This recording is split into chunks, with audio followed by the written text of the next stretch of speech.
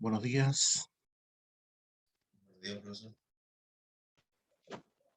Buenas. Hola, hola. Buenos días.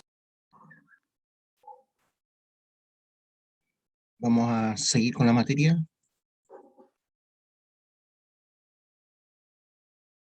Estábamos viendo las características del planeta Tierra, ¿cierto? Creo que quedamos en el tema de la sismicidad. Esa es la falla de San Andrés, ¿ya? Así se ve desde una toma aérea la falla de San Andrés. Es una falla que está a nivel superficial, ¿cierto? En cambio, la zona de subducción que yo les hablaba es una cosa, voy a tratar de dibujarla. Esta es la placa de Nazca, ¿cierto?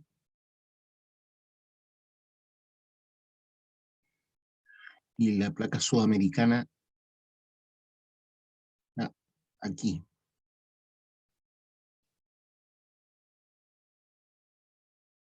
Entonces esta placa se está tratando de introducir bajo la placa sudamericana. ¿Ya? Entonces ese choque entre placas ha generado la cordillera de la costa y la cordillera de los Andes. ¿Ya? Es como cuando uno empuja una alfombra desde la orilla. Uno al empujar una alfombra desde la orilla tiende a levantar. ¿Ya? Entonces eso es lo que ha ocurrido con la cordillera de los Andes.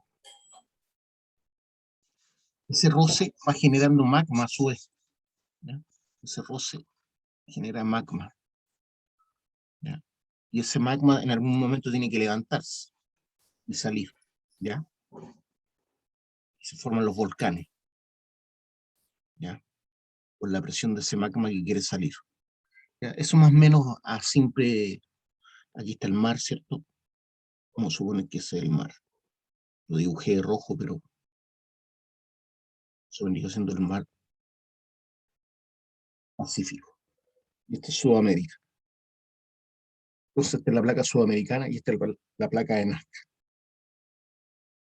Entonces, distinto a la situación esta en donde las dos placas están a la misma altura y superficialmente. Entonces, a esto se le llama zona de subducción. Zona de subducción. Esa zona de subducción.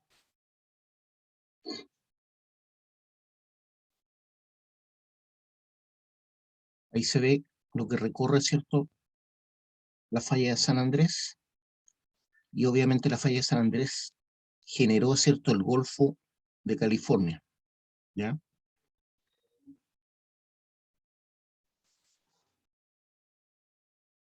Y llega hasta Los Ángeles mismo.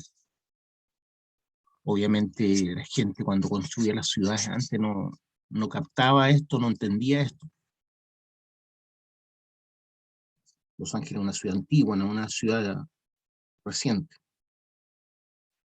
Pero la influencia de la falla de San Andrés llega hasta Canadá prácticamente, ¿ya? Entonces se llama ridge oceánico, como les decía, y es a donde nacen las placas. Por aquí nace una placa hacia allá y por aquí nace una placa hacia acá. Entonces el magma está tratando de salir, generando presión bajo el mar. Este se va enfriando y va creciendo la corteza oceánica, crece hacia la derecha y hacia la izquierda. Entonces aquí esta podría ser la placa de Nazca, donde nace la placa de Nazca. Si este fuera el Océano Pacífico, la placa de Nazca nace en un lugar como este, ¿ya? Hacia la derecha, o hacia el este. Entonces ahí nace una placa hacia la izquierda y una hacia la derecha, por la presión del magma. Este es el manto superior y este vendría siendo la litósfera o corteza oceánica, en este caso. ¿Alguna duda de eso? Guillo. Todo bien, profe. Profe, ahí el manga que quiere salir en cada línea roja es la misma presión, ¿o no? Es decir, eso no se puede no se puede saber a ciencia cierta, pero es una presión similar, ¿ya? Ah, o sea, Pero acá hay tres casos de placa, se podría decir. no, eso son dos placas, esta, la que está a la izquierda y esta a la derecha. Lo que pasa es que aquí hay una falla que quebraron esa zona simplemente, pero es la Ah, misma situación. Esta falla está quebrada ahí, perdón, esta falla quiebra el richo oceánico, igual que esta otra lo quiebra ahí, pero digamos, es el mismo richo oceánico, ¿ya? ya. Es una cicatriz nomás que hay ahí. Eso también es parte de la falla San Andrés, en otro lugar, ¿ya? Es la misma falla, pero en otro lugar de esta zona. Y muchos kilómetros, ¿cierto? Entonces, esas fotos están tomadas en esta zona.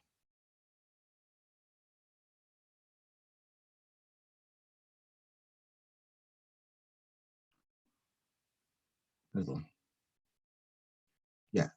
Aquí la gracia de esta foto es que si ustedes se dan cuenta, bueno, es un camino obviamente, pero miren, ahí se forma un río, ¿cierto? La cuenca de un río, la cuenca hidrográfica se llama esta zona, pero el río tiene como un quiebre hacia acá y después sigue acá, ¿ya? Lo mismo acá, aquí hay una especie de cauce de río, debería seguir hacia allá el río, ¿cierto? Pero tiene un quiebre hacia acá y sigue hacia acá. Entonces, ¿qué te indica eso? Te indica que esta parte está bajando, si se puede decir, y esta parte está subiendo, ¿ya? Esta parte se está moviendo hacia el norte y esta parte se está moviendo hacia el sur. Entonces se ve así el río llega ahí, ¿cierto? Pero como se ha estado moviendo por años, cada movimiento de un terremoto, el río ha tenido que bajar también, justo por el quiebre, y continúa hacia allá. Lo mismo este otro. En vez de continuar hacia allá como debiera ser, como esto está como esto está en una dinámica, ¿ya? No está estático, el río debería continuar hacia allá, pero debido a este movimiento de las placas, también está el quiebre hacia allá, ¿ven? Sigue ahí, baja y se continúa para allá el río. No sé si me entienden.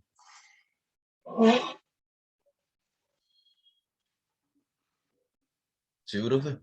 Ya.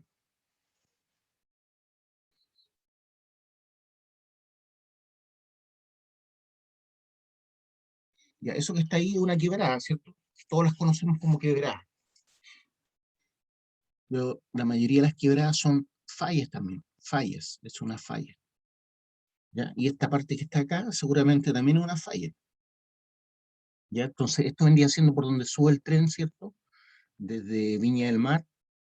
Estoy haciendo de cuentas que es así, ya no es que sea exactamente ese lugar, ¿ya? Estoy igual a la zona del Marga Marga, a donde desde Viña subo hacia el interior, ¿ya? Hay una cuenca ahí, una cuenca hidrográfica del Marga Marga, no es exactamente el lugar, vuelvo a repetir, pero es lo mismo, ¿cierto? Sube, y eso también es una gran falla, una gran falla. Esto también es una falla, ¿ya? Por eso se produce este quiebre y por eso por ahí baja el agua. Entonces, como les decía, la mayoría de las quebradas son fallas, por lo tanto, en algún momento se van a mover, al igual que esta que está acá.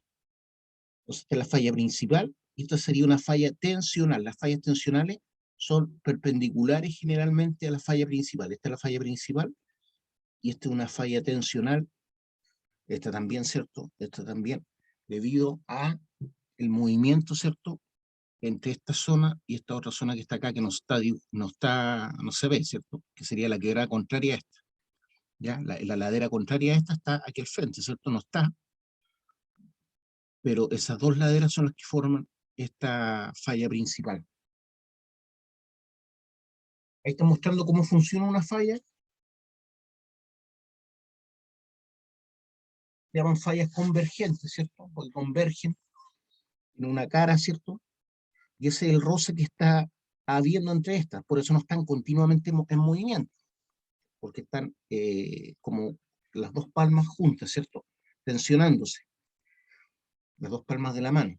Pero llega un momento en que ya este roce no aguanta más energía acumulada y se tiene que mover esta hacia arriba y esta hacia abajo, ¿ya?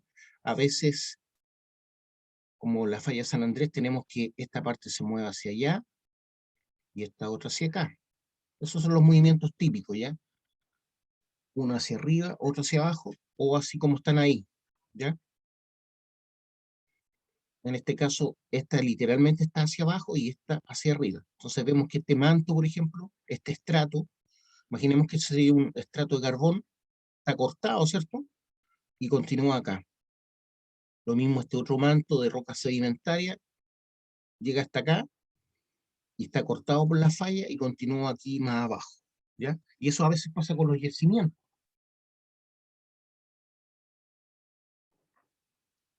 Porque esto podría ser un yacimiento de carbón, ¿cierto? Entonces la gente empieza a comerse este yacimiento, los mineros llegan hasta acá y piensan que terminó el yacimiento. Y no se dan cuenta que producto de esta falla, el manto está más abajo, ¿ya? Entonces deberían bajar con un pique y continuar en esta zona, ¿ya? Eso ocurre, es común, ¿ya? Después más adelante vamos a ver yacimientos que han sido cortados, por ejemplo en Alaska, debido a fallas.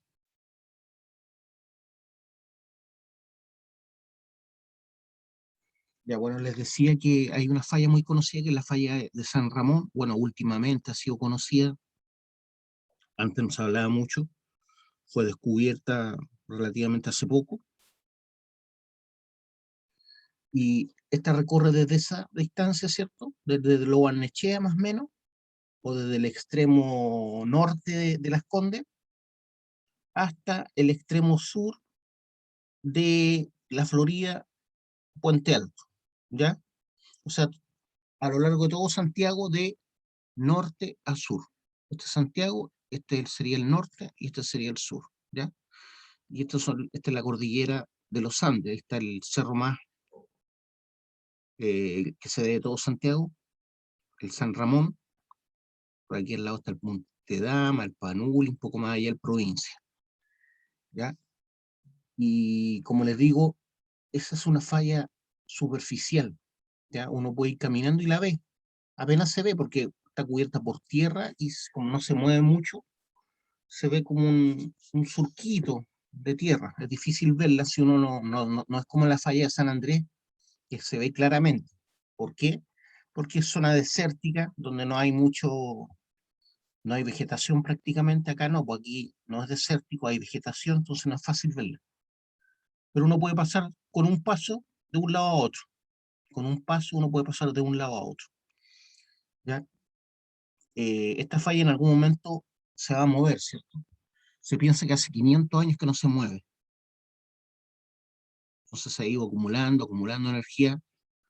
Eh, si se dan cuenta es paralela a la zona de subducción, y se entiende que si hay un sismo grado 7 más o menos en esa zona, va a provocar harto daño, ¿ya? Porque es más bien superficial, por lo tanto se va a sentir fuerte el sismo. No es como los sismos de la zona de subducción, en la costa, ¿cierto? En la costa tenemos sismos de la zona de subducción, y esos son profundos, estamos hablando de 30, 40 kilómetros de profundidad. También cuando ocurre un sismo acá, este va a ser más bien superficial, o sea, a 1 kilómetro más o menos de profundidad. Por lo tanto, si es grado 7, se va a repercutir mucho sobre toda esta zona, ¿ya?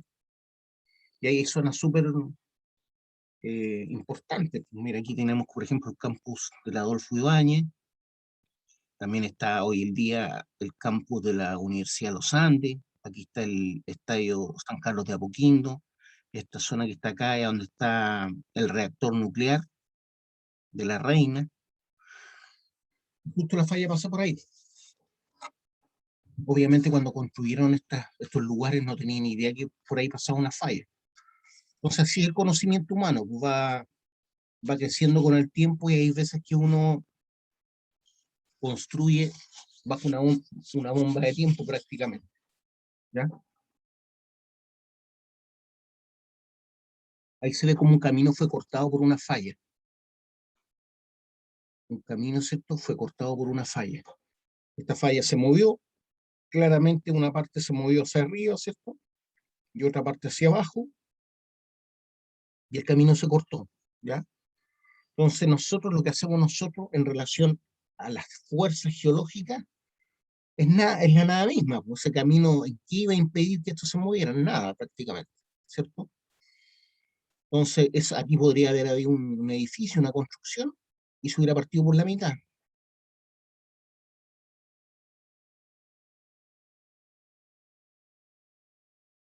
Aquí también vemos, por aquí pasa un camino ya, una persona, más o menos porque tengan idea del tamaño de esto, una persona puede ser más o menos de este tamaño.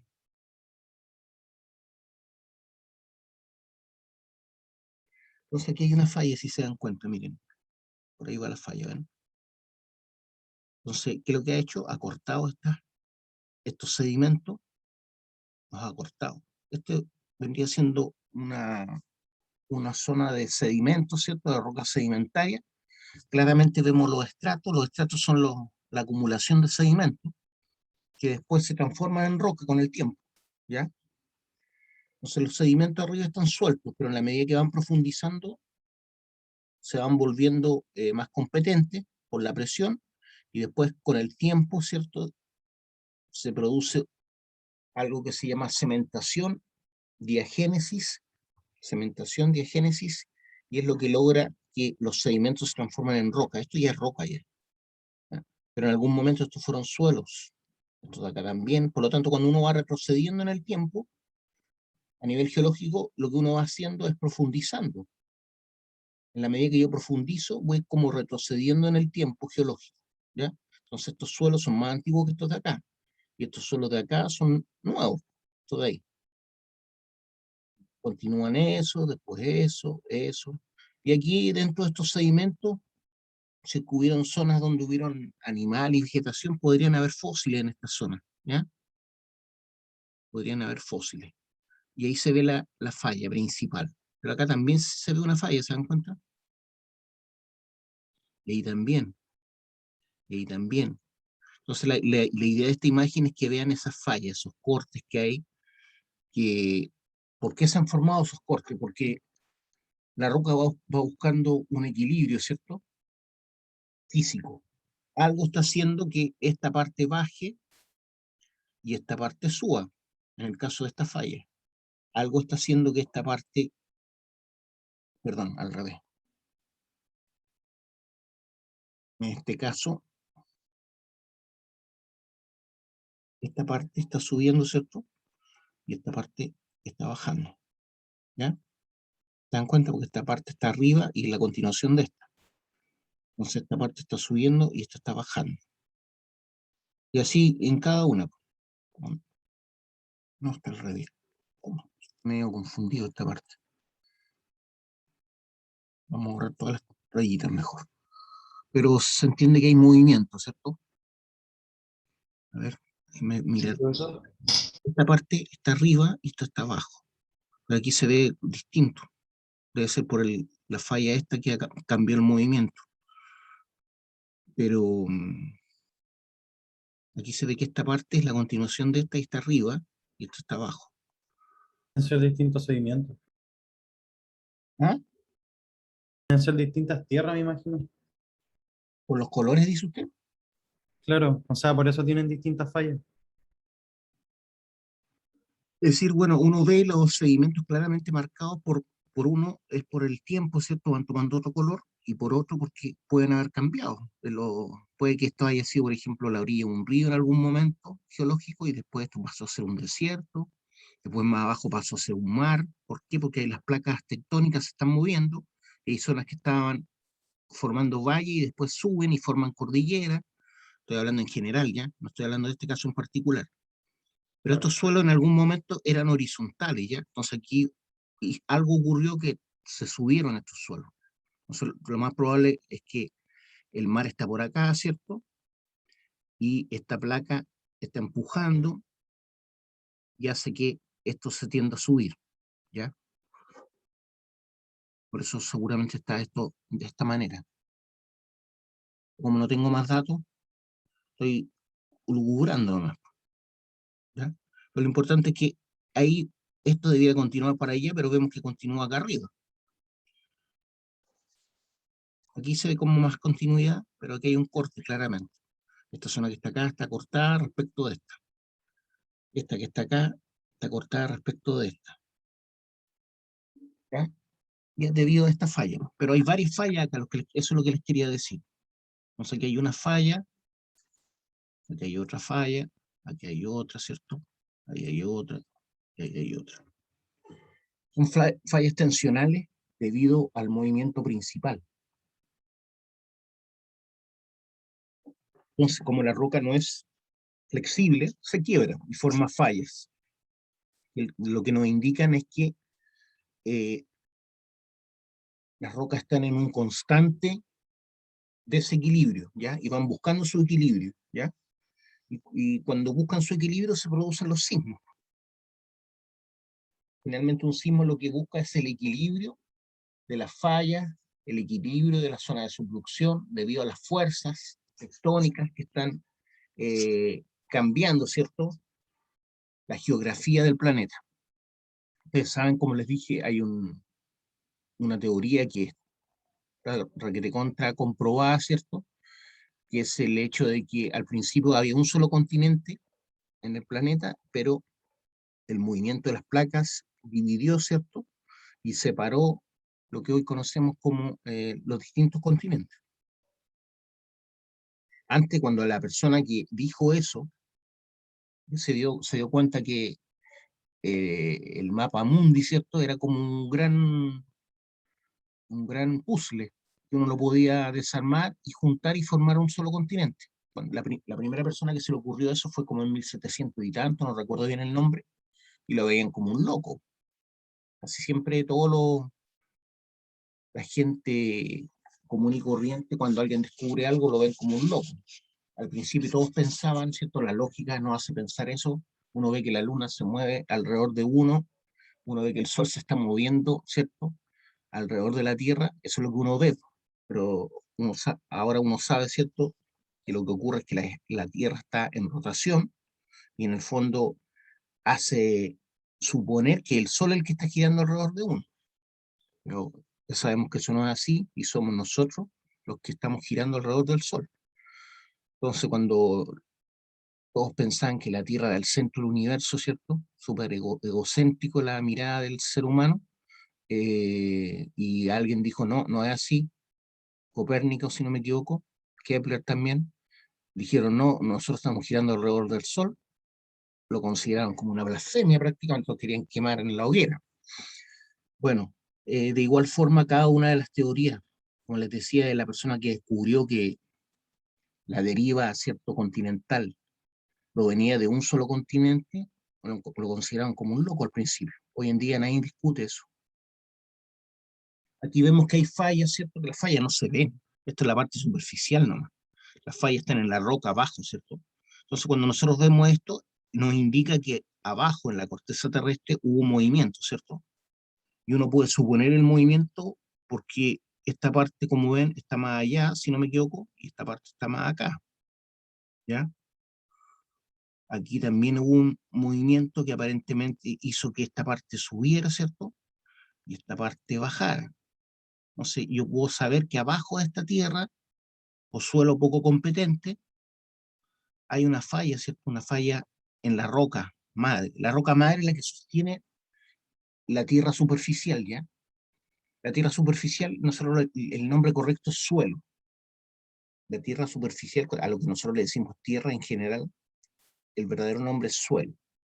La ciencia que estudia los suelos es la edafología. Edafología. Es súper importante estudiar los suelos porque los suelos son únicos y es un sistema, ¿ya? Que va evolucionando, ¿cierto? Un sistema que va evolucionando, es como prácticamente un sistema vivo. Sabemos que el suelo como tal no es algo vivo, pero está constituido por partes vivas, como son las bacterias, los hongos, ¿cierto? El humus. El humus vendría siendo la parte superficial que está conformada, ¿cierto?, por la degradación, por la descomposición de los organismos que han muerto sobre él, que pueden ser de origen vegetal o animal. Todo eso es la parte negra que tiene harto materia orgánica. La materia orgánica hace que el suelo sea más bien negruzco, ¿ya? ¿Por qué? Por el carbón, ¿ya? La materia orgánica en general está formada por enlaces de carbón, no solo carbón, obviamente, pero tiene mucho carbón. Por eso los árboles son combustibles, ¿cierto? El carbón, los yacimientos de carbón también son de origen orgánico, son debido a la degradación de bosques antiguos, ¿cierto? Y finalmente esos suelos terminan formando un manto de carbón, ¿ya?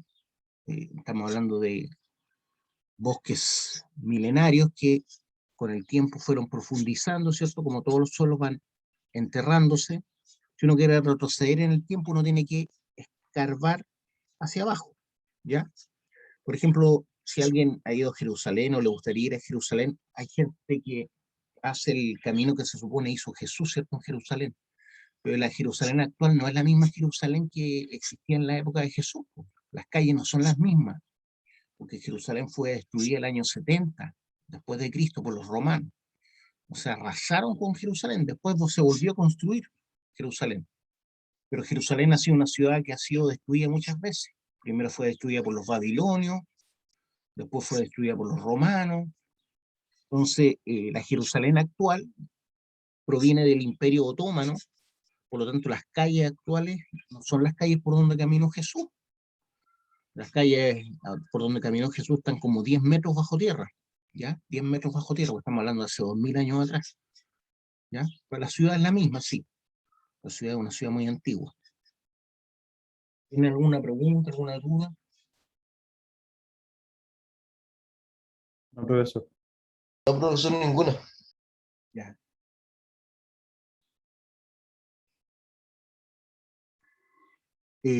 Características de la... Esto es un bosque esclerófilo. Esto es una foto de acá de la región.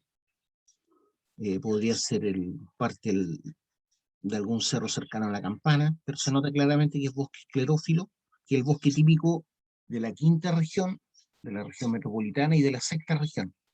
Este bosque es un bosque único a nivel planetario ya, que está conformado por cierta vegetación que es única.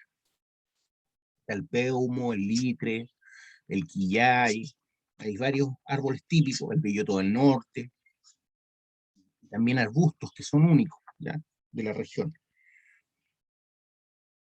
Bueno, eso es aparte. La Tierra es el tercer planeta del sistema solar. Esta situación orbital y sus características de masa la convierten en un planeta privilegiado, ¿cierto? Con una temperatura media de unos 15 grados Celsius. Pero cuando hablamos de temperatura media no es más que eso. No, es que, no significa que los 15 grados Celsius están en todas partes en el planeta.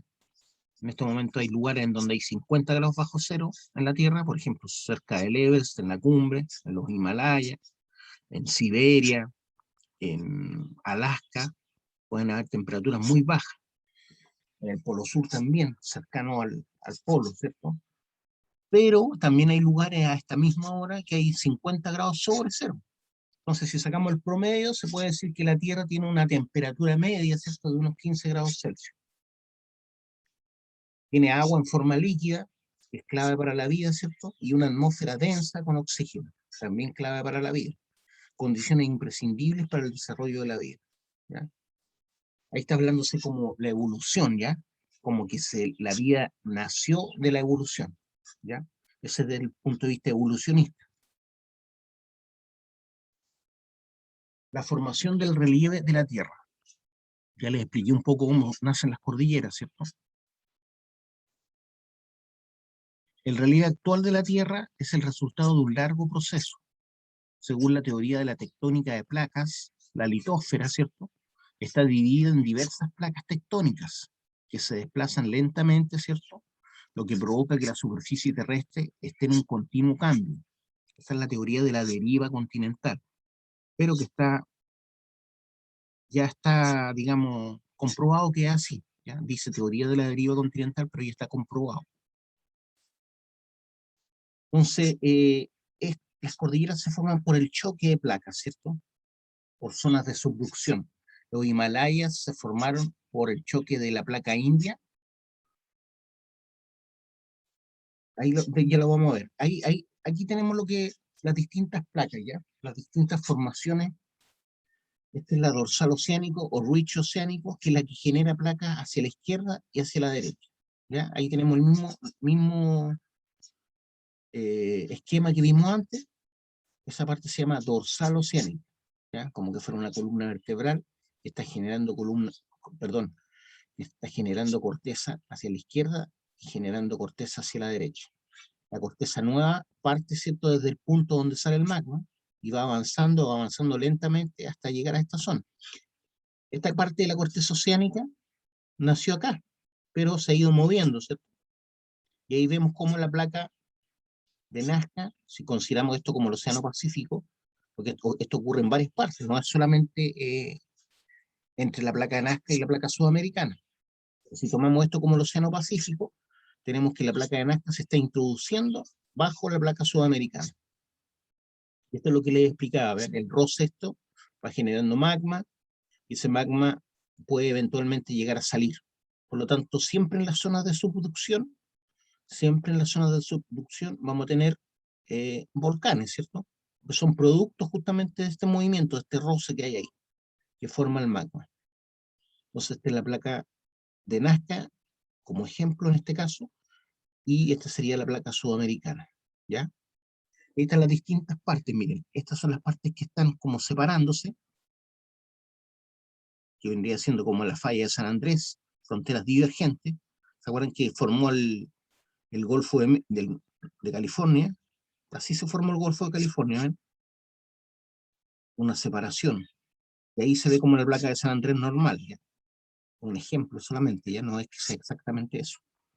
Pero este vendría siendo una zona de fronteras divergentes que corresponde a lo que es la falla de San Andrés, fronteras divergentes. Y más abajo vemos cómo se formó el Golfo, si no me recuerdo mal, el Golfo de California. ¿Ya? Y finalmente el mar en toda esta zona. También hay fusión, ¿ven? También hay fusión, hay rompimiento, deslizamiento de suelo, que después en profundidad forman magma. Esta es la zona de subducción, que vendría siendo una frontera convergente de placa. Entonces, esta placa está avanzando hacia allá, y esta está quieta, una forma, está quieta, aunque como esta se está separando, esta también se está moviendo hacia la izquierda, ¿eh? Está moviéndose a la izquierda y esta hacia la derecha. Entonces ese choque de placas es la que genera la sismicidad propia de Chile. Ahí está la dorsal oceánica, obviamente como esto se está moviendo hacia la izquierda y hacia la derecha, aquí también se provocan sismos, ¿cierto? Porque la roca no es como la goma, que es flexible. Entonces se acumula la energía, se acumula, pero de repente se quiebra, se forman fallas.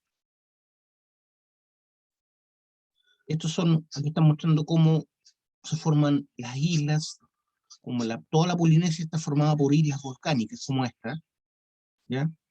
Esta es como una isla volcánica que se formó a partir de erupciones como Rapa Nui, ¿cierto? Hawái, de erupciones desde el fondo marino hasta que llegaron a la superficie, ¿ya? Rapa Nui vendría siendo como la continuación de la Polinesia, pero desde el punto de vista geográfico, Rapa Nui está más cerca del continente americano, está más cerca de Chile, Rapa Nui, que de la isla más cercana de la Polinesia, que vendría siendo Tahití, si no me equivoco. ¿Ah?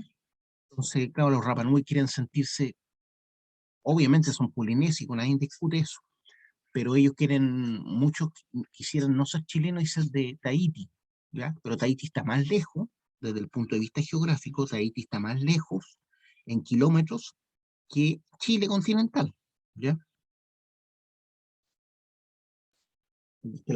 Hay una cordillera, ¿cierto?, formada también por algo parecido, que es la zona de subducción. En este caso, esta parte está avanzando hacia la izquierda y esta hacia la derecha. Esto también es zona de subducción, esto que está acá. Por lo tanto, también tiene volcanismo, ¿cierto? Hay una cordillera formada ahí. Estas son las distintas encuentros entre placas, ¿cierto? Fronteras convergentes, zona de subducción, fronteras convergentes, zona de subducción. La de nosotros es esta, ¿ya? Que es parecida a esta, la diferencia de la dirección nomás en donde se mueven las placas. También es zona de subducción, pero en el caso nuestro, la placa de Nazca es la que se está introduciendo, digamos, hacia el este, o hacia la derecha en este caso. Si estuviéramos mirando el norte hacia allá, se está moviendo hacia la derecha o hacia el este. Aquí tengo fronteras divergentes, aquí tengo fronteras de transformación, donde vemos que esta parte está hacia allá y es hacia acá, ahí la tengo. ¿Ya? ¿Alguna duda, alguna pregunta de esto?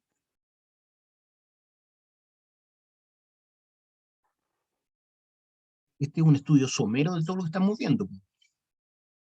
No estamos estudiando, por ejemplo, todas las corrientes de convección que se generan acá, ni todas las partes.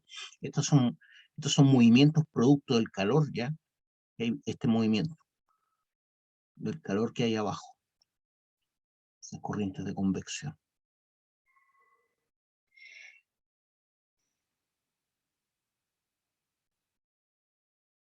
Ahí tenemos como una ampliación, ¿cierto?, de lo que es la zona de subducción.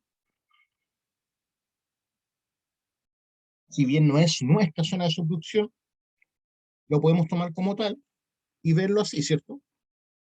Entonces aquí donde la parte más profunda, aquí donde está el abismo, ¿cierto? La parte abismal del mar, en esta parte tenemos prácticamente 7.000 metros de profundidad en nuestra costa. Si esto fuera Valparaíso, por ejemplo, esta parte de acá, la zona donde se encuentra la placa de Nazca con la placa sudamericana, bajo el océano, hay un abismo ahí en esa parte, ¿ya? Esas son las fosas que le llaman. De ahí nosotros tenemos cerca de 7.000 metros de profundidad. Generalmente esta fosa es contraria a las cumbres más altas, porque por otro lado tenemos el Aconcagua que tiene prácticamente 7.000 metros, suponiendo que se fuera el Aconcagua, pues es un volcán. Suponiendo que se fuera el Aconcagua, generalmente las partes más altas están justo donde están las partes más bajas, ¿ya? Entonces la parte más baja de la zona abismal más baja está frente a Valparaíso, y la parte más alta está justamente frente a Valparaíso, pero en la cordillera de los Andes. ¿El Aconcagua es chileno o argentino, quién sabe? ¿O está en el límite? ¿Qué me dice? Ah, el límite parece. ¿Alguien? ¿Es chileno o no? No, no es chileno, es argentino. Está pasado el límite, ¿ya? Yo también me crié, probablemente la edad de ustedes pensaba lo mismo, porque pensaba que la Aconcagua estaba justo en el límite, y no, pues el límite, nosotros tenemos que pedir permiso a Argentina para ir al Aconcagua. El límite está por aquí, por ejemplo, y la Aconcagua está en el lado argentino. Imagínense lo grande que es que una vez está en el aeropuerto Pudahuel o está en el mar y se ve la Aconcagua. Se ve la Aconcagua y se ve claramente diferenciado del resto, porque es muy alto respecto a las montañas que están al lado. Y eso que está en el lado argentino, increíble. Y desde la Aconcagua, obviamente, yo puedo ver el mar. Lo mismo ocurre en la Campana. En la Campana, yo si estoy en la cumbre de la Campana y está despejado, voy a poder ver el mar.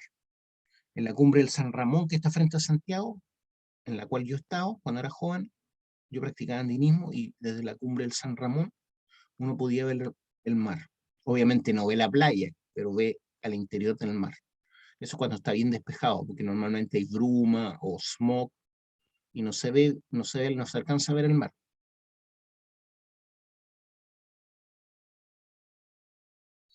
¿Ya? Entonces el Aconcagua es la cumbre, por lo menos, la cumbre del Aconcagua está en el lado argentino, ¿ya?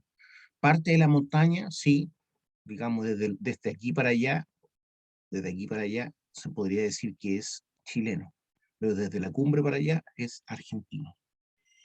Aquí vemos, ¿cierto?, la evolución de cómo esta placa se está introduciendo y esta está hacia allá, ¿cierto? Esto es lo que llamamos zona de subducción, ¿ya?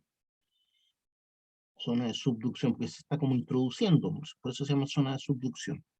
Y fíjense, aquí hay magmas antiguos, ¿ven? Esos son magmas antiguos que ya fueron enfriados, ya están cortados de donde... ¿Por qué? Porque esto empezó a introducirse desde un principio, ¿cierto? Ya avanzado. Entonces los primeros volcanes se formaron acá. Pero después, como esto siguió avanzando, se cortó, digamos, el ducto que alimentaba estos magmas, y ahora los volcanes están en la frontera. Casi todos nuestros volcanes están ya bien al interior, ¿cierto? Que es la zona que está en roce, y en la zona que está en roce actualmente. ¿Ya? Esta zona la que está en roce actualmente, por un lado hay roce, por otro lado está más en profundidad, por lo tanto las presiones son mayores acá, por lo tanto aquí la roca se transforma en fluido. ¿Ya? La roca aquí se transforma en magma, empieza a subir, ¿ya? Empieza a encontrar espacios de debilidad hasta que llega, hasta que puede llegar, ¿cierto?, a ser un volcán. No siempre llega, aquí no llegó a ser volcán, ¿ven? Cuando ocurre esto y no llega a ser volcán, se forman otras estructuras que a veces son más gigantescas que un volcán. Esta sería la cámara magmática del volcán. Pero estas cámaras magmáticas a veces no llegan a ser volcán. Entonces, estos magmas que enfrían lentamente, bueno, llegaron a la superficie, como este que está acá, o como este que está acá, forman otras estructuras que vamos a ver más adelante, como los batolitos, lacolitos, ¿ya? Que son magmas que enfriaron lentamente al interior de la Tierra, y que el volcán, el magma no alcanzó a salir, ¿ya? Entonces, por ejemplo, toda la zona costera de la quinta región está formada por un batolito, un magma como ese. ¿Ya? En el caso, si esto fuera la quinta región, el batolito sería una cosa como esta, mira.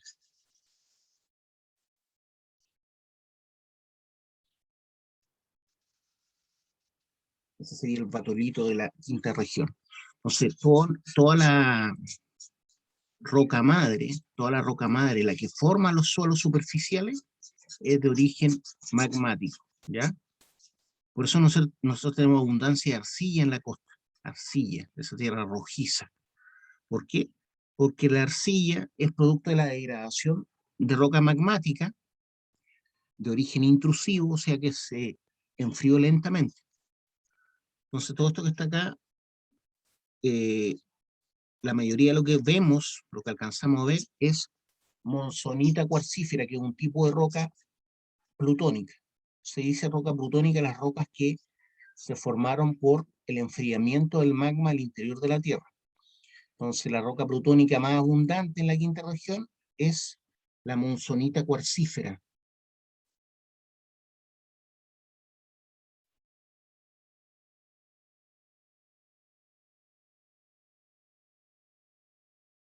Es muy parecida al granito, ¿eh? Monzonita cuarcífera. Así se llama, pues yo no inventé el nombre. Así como en medicina hay nombres raros, en en todas las ciencias hay nombres raros, porque en geología hay muchos nombres raros. Tenemos rocas metamórficas, monzonita cuarcífera, diorita, granito. El granito es una de las rocas más conocidas, ¿cierto? La monzonita cuarcífera se podría decir que es como una prima, por decir un nombre, una prima, ¿cierto?, de el granito, la monzonita cuarcífera. La diferencia es que la monzonita cuarcífera, en vez de tener feldespato potásico en abundancia, tiene feldespato sódico en abundancia. Y el feldespato sódico es blanco y el feldespato potásico es rosado. Esa es la única diferencia principal entre el granito y la monzonita cuarcífera. ¿Ya? Entonces lo que les quería decir que con esta imagen, al igual que estos magmas que se enfriaron lentamente, cuando se enfrían lentamente se llaman intrusivos o rocas plutónicas. La zona costera de la quinta región también fue formada por un intrusivo gigantesco de varios cientos de kilómetros que se llama batolito. Después vamos a ver cada una de estas formaciones. Batolito. Así se le llama, es el nombre que tiene técnico, ¿cierto? Esta formación gigantesca de un magma que enfrió lentamente, batolito. Entonces, toda la quinta región está formada, la costa de la quinta región está formada por un batolito de la quinta región, ¿ya? Donde la roca principal es la monzonita cuarcífera. Esa es la roca madre, se podría decir. ¿Ya? La roca madre. ¿Dudas, preguntas, acotaciones? ¿Algo que me quieran decir que les llame la atención?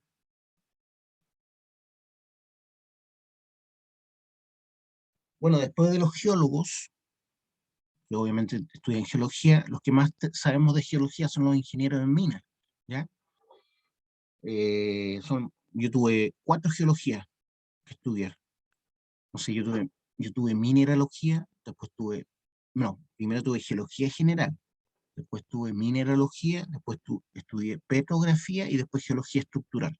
Entonces, cuando hablamos de esto, estamos hablando de varias áreas. Cuando hablamos de la monzonita cuarcífera, estamos hablando de petrografía. Cuando hablamos de los minerales, estamos hablando de mineralogía. Cuando estamos hablando de los batolitos, estamos hablando de geología estructural.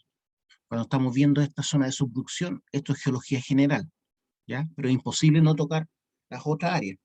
Nosotros tenemos que verlas en un semestre, todas estas materias. Obviamente no las vamos a ver en profundidad, pero la idea es que las comprendan.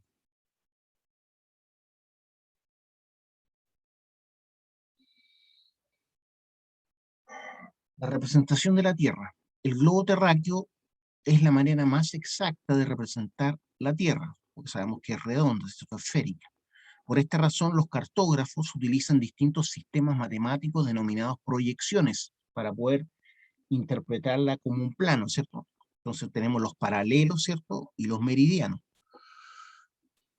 que son redes de meridianos y paralelos dibujadas sobre una superficie plana para intentar trasladar, ¿cierto?, la realidad esférica a una realidad plana. Entonces eso es lo que hacen los cartógrafos, utilizan distintos sistemas matemáticos denominados proyecciones, que son redes de meridianos y paralelos dibujadas sobre una superficie plana para intentar trasladar una realidad esférica a una superficie plana. Eso es lo que vemos como mapa mundi, ¿cierto?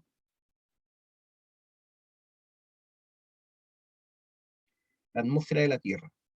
La capa exterior de la Tierra es gaseosa, de composición y densidad muy distinta de las capas sólidas y líquidas. Al igual Júpiter, cuando ustedes ven Júpiter, todos tenemos una imagen de Júpiter, ¿cierto? Y lo principal, lo más llamativo de Júpiter es que tiene como un ojo en el centro, un poquito más abajo del centro. Ese ojo es un huracán gigantesco.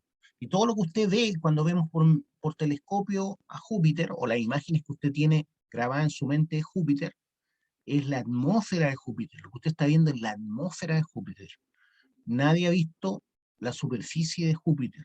Lo que usted ve, lo que usted ve cuando vemos por telescopio es la atmósfera de Júpiter. Y ese como ojo que tiene un poquito más abajo del centro es un tremendo huracán que se podría comer la Tierra. ¿Qué está ocurriendo? O sea, Júpiter es un infierno de huracanes. Eso es lo que estamos viendo cuando vemos Júpiter. ¿Ya? Un huracán gigantesco que se ve como un ojo y que fácilmente se tragaría la Tierra, ¿ya? Por el tamaño que tiene Júpiter. Entonces, tan importante es la atmósfera, en el caso nuestro, bueno, nuestra atmósfera es transparente, pero la de Júpiter no, tiene distintos colores, por eso se ve como lo vemos.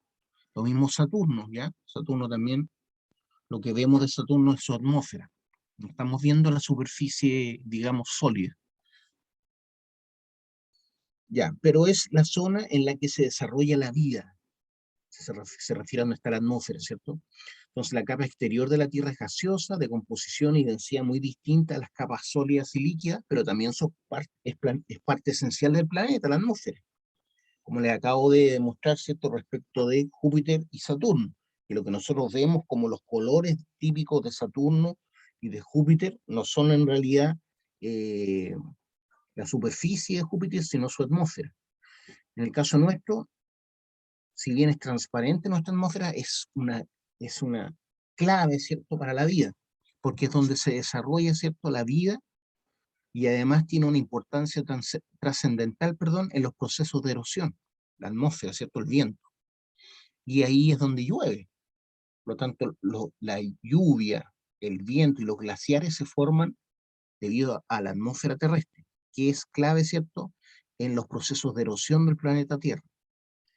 Entonces, la atmósfera es la zona en la que se desarrolla la vida y además tiene una importancia trascendental en los procesos de erosión, que son los que han formado el paisaje actual que conocemos del planeta Tierra, ¿cierto? El Gran Cañón sabemos que se formó a partir de la erosión fluvial del río Colorado, la erosión fluvial del río Colorado. Y justamente está en la parte donde está la atmósfera, en la parte superficial del planeta. Entonces la atmósfera es clave, ¿cierto? Porque la atmósfera es lo que permite la posibilidad de vida y también la que permite la posibilidad de agua en un planeta. La atmósfera es la que nos da la lluvia, la atmósfera es la que nos da la nieve, etc.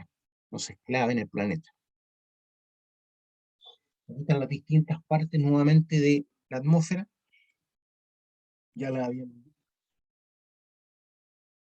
Abajo está la superficie, en la parte café. Arriba tenemos la troposfera, que está hasta como los 16 kilómetros, la troposfera. De los 0 a los 16 kilómetros tenemos la troposfera, acá donde nosotros vivimos, acá donde vuelan los aviones comerciales vuelan a 10.000, 11.000 metros, por lo tanto dentro de la troposfera. Esta es la parte más densa, ¿cierto?, de la atmósfera. Después está la estratosfera, entre los 16 y los 50.000 kilómetros. Después viene la mesósfera, perdón, entre los 50.000 y los 85.000 kilómetros.